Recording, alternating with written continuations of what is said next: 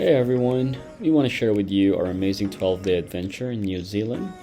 But before that, let's rewind a little bit. Chris and I started this epic adventure with 4 days in Japan. We loved going there for the food, the sights, and the culture, and it was all amazing. But unfortunately, not everything went smoothly. Now, we actually got caught in the middle of a super typhoon, and for a while, it looked like our flight to New Zealand might get cancelled. Now, to make things worse, during our check-in, we realized that we needed a transit visa for our long layover in Australia, and that was a stressful moment, and we were actually worried that we might get stuck.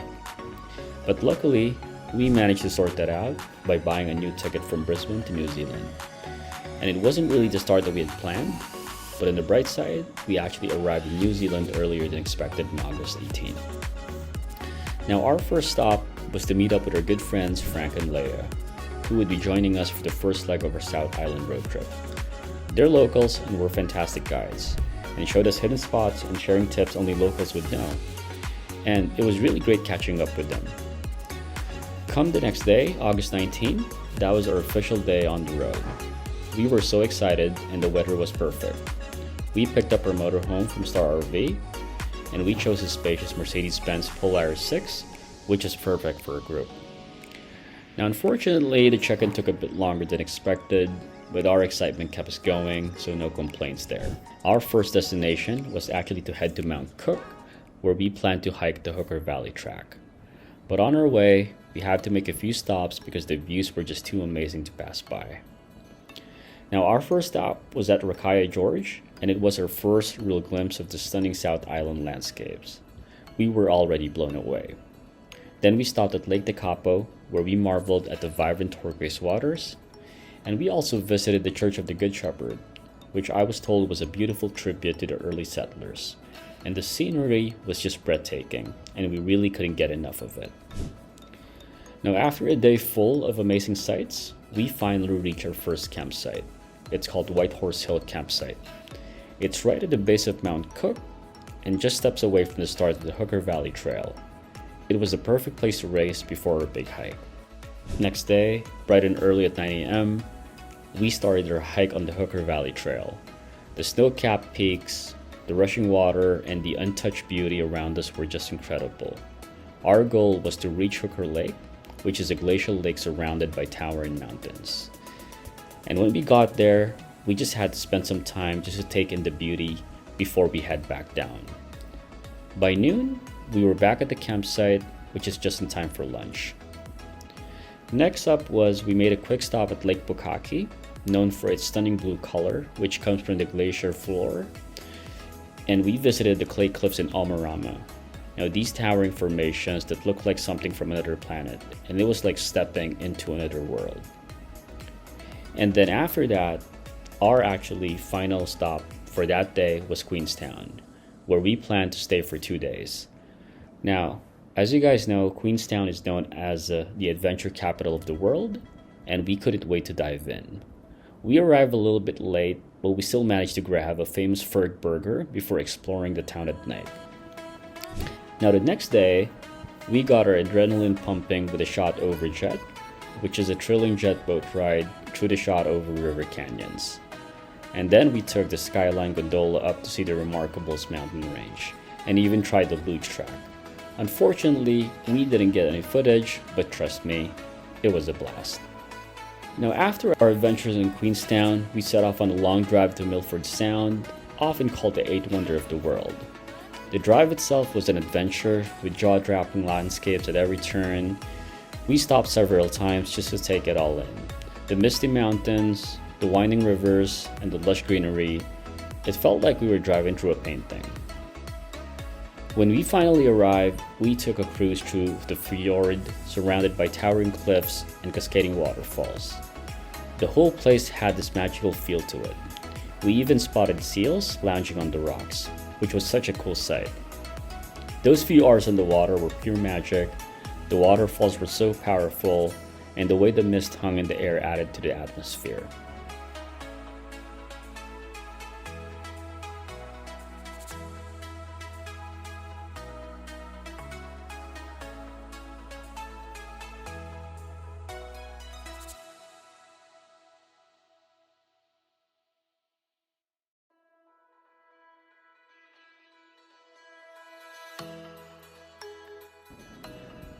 Now, after Milford Sound, we made our way to Teano, which is a charming town to the edge of the South Island. We camped there and took a boat tour at the famous glowworm caves. The caves were like something out of a fairy tale, with tiny glowworms lighting up the darkness. It was such a peaceful and mesmerizing experience, though we couldn't capture it on video because it's one of those things you just have to see for yourself. And yes, they don't allow videos inside the caves. Now, after our time in Teano, we headed back to Christchurch, where we had to say goodbye to Frank and Leia. It was bittersweet parting ways, but we knew we'd meet them again back in Oakland. Now it was just really Chris and me, ready to explore the North Island on our own. And it felt like the beginning of a new chapter in our adventure.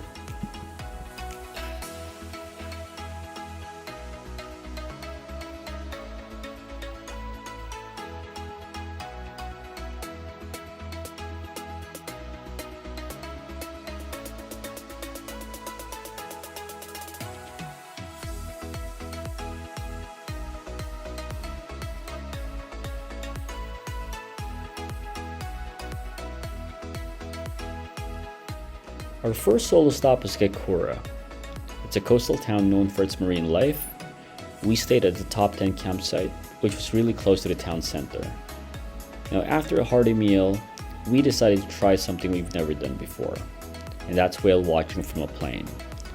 The idea of seeing whales from above was thrilling, and we couldn't wait to see what it would be like. And come next day, we took to the skies with Air Kaikoura. Seeing a whale surface from above was absolutely breathtaking. It's one thing to see them from a boat, but from the air, you really get a sense of their size and grace. It was a once-in-a-lifetime experience, and we felt so lucky to have seen it.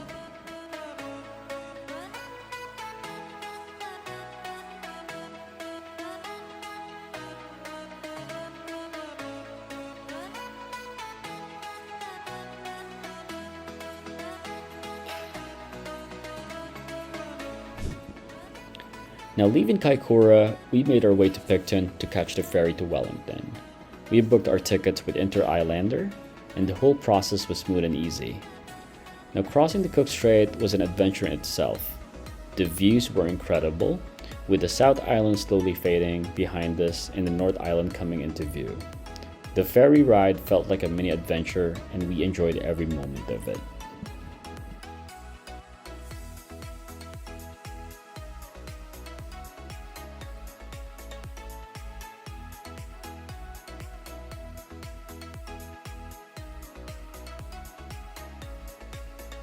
Now, we arrived in Wellington, which is also known as Windy Welly, and it didn't disappoint. The wind was strong, but it added charm to the city. We spent the night there and then hit the road again the next day, this time heading towards Taupo. Now, in Taupo, we visited Hookah Falls, where the Waikato River rolls through a narrow gorge. The power of the water was incredible, and it's one of those natural wonders you have to see to believe. And after Taupo, we headed to Rotorua, famous for its geothermal activity. And unfortunately, there was rain when we got there, but despite it, we explored the geothermal parks with their steaming vents and bubbling mud pools.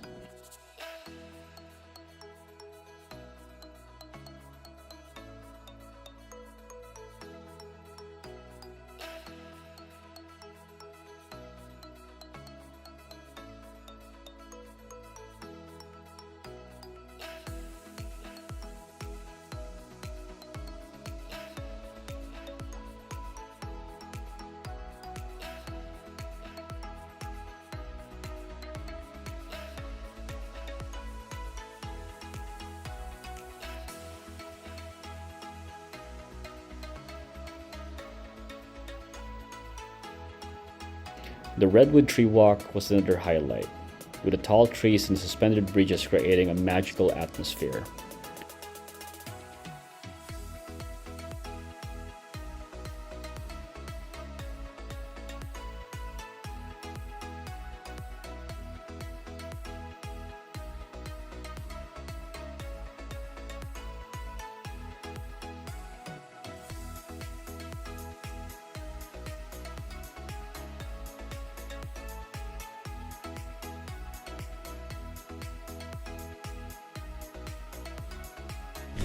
Now, after Rotorua, we actually went to Hobbiton.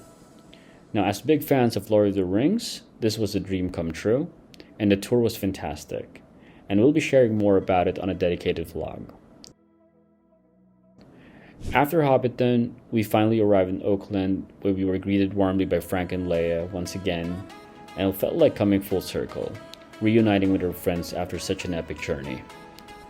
Our last day in Auckland was spent with our friends and my godchildren, Maylee and Lucas. It was wonderful to catch up and share stories before heading back to the Philippines. The dinner was full of laughter and good vibes, which is a perfect way to end our trip. Happy birthday, dear Leia. Happy birthday to you. Yay! Happy birthday! Pre-birthday.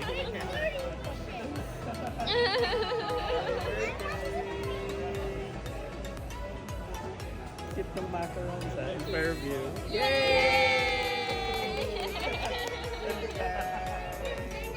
Now, as our plane took off on August 30th, we couldn't help but feel a mix of sadness and excitement, but we know that this wasn't a goodbye. It was more like see you later. New Zealand left a lasting mark on us, and we know we'll be back someday. Until then, we'll cherish the memories of this incredible journey. 12 days, 8 campsites, and 2,932 kilometers. What an unforgettable adventure.